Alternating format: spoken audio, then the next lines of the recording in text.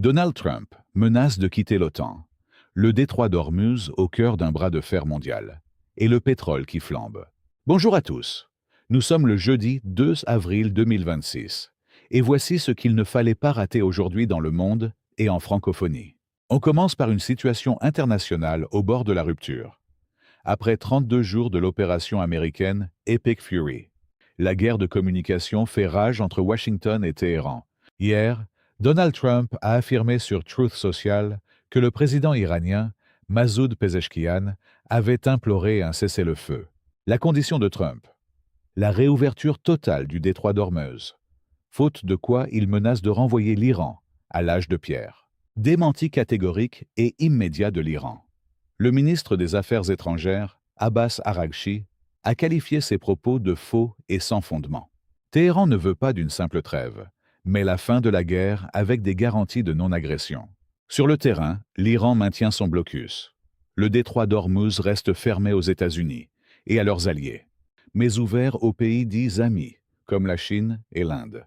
Araghchi a d'ailleurs prévenu: en cas d'intervention terrestre américaine, je cite, « nous les attendons ».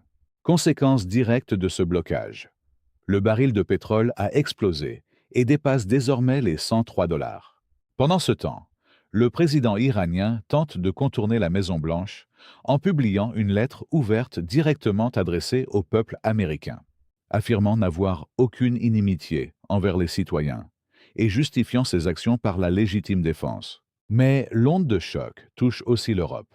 Dans une interview choc au Télégraphe, Donald Trump a qualifié l'OTAN de « tigre de papier », reprochant aux Européens leur refus d'intervenir militairement à Ormuz. Le secrétaire d'État Marco Rubio a enfoncé le clou, qualifiant l'alliance de « rue à sens unique ».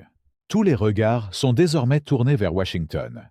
Donald Trump s'adressera à la nation ce soir à 21h, heure de la côte Est. Dans le reste de l'actualité mondiale, en bref, un avion de transport militaire russe s'est écrasé au-dessus de la Crimée annexée. Les 29 personnes à bord ont perdu la vie. Fuite chez Anthropic, grosse boulette dans l'intelligence artificielle. La start-up a publié par erreur une partie du code source de son logiciel, Claude Code. Chaos à Wuhan. Bug généralisé pour les robotaxis chinois. Plusieurs véhicules autonomes se sont arrêtés net au milieu de la route. Espace. C'est confirmé pour la mission Artemis 2. Le vaisseau Orion fera 2 fois le tour de la Terre avant de mettre le cap sur la Lune. En France, les aides de la CAF sont revalorisées de 0,9%. Attention côté logement. C'est la fin officielle de la trêve hivernale. En Afrique, les léopards de RDC sont qualifiés pour la Coupe du Monde 2026. Et le Maroc confirme son statut de leader aéronautique. Voilà pour l'essentiel de l'actualité. La nuit prochaine s'annonce décisive avec l'allocution de Donald Trump. N'hésitez pas à liker et à vous abonner. Dites-moi en commentaire ce que vous pensez des menaces de Trump sur l'OTAN. À demain.